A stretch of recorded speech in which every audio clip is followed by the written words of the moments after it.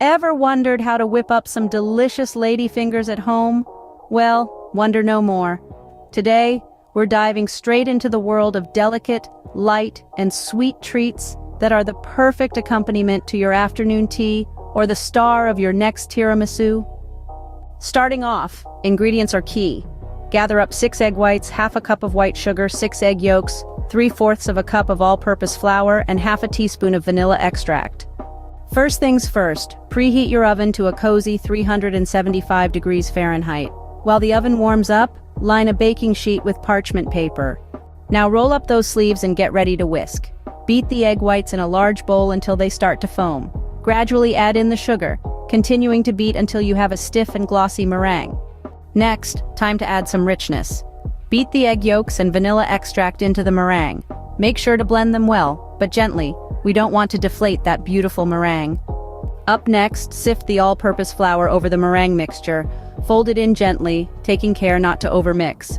The key here is to maintain that light, airy texture. Once your mixture is ready, transfer it into a pastry bag fitted with a 1/2-inch round tube.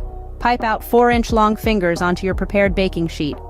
Slide the baking sheet into your preheated oven and bake for about 15 minutes. You're looking for a golden color and a light, firm texture. Once they're baked, remove your ladyfingers from the oven and let them cool on the baking sheet for a few minutes. Then, transfer them to a wire rack to cool completely. And voila!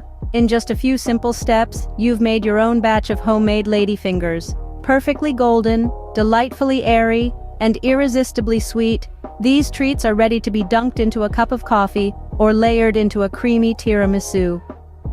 To recap, start with whisking egg whites and sugar into a meringue, then beat in egg yolks and vanilla extract.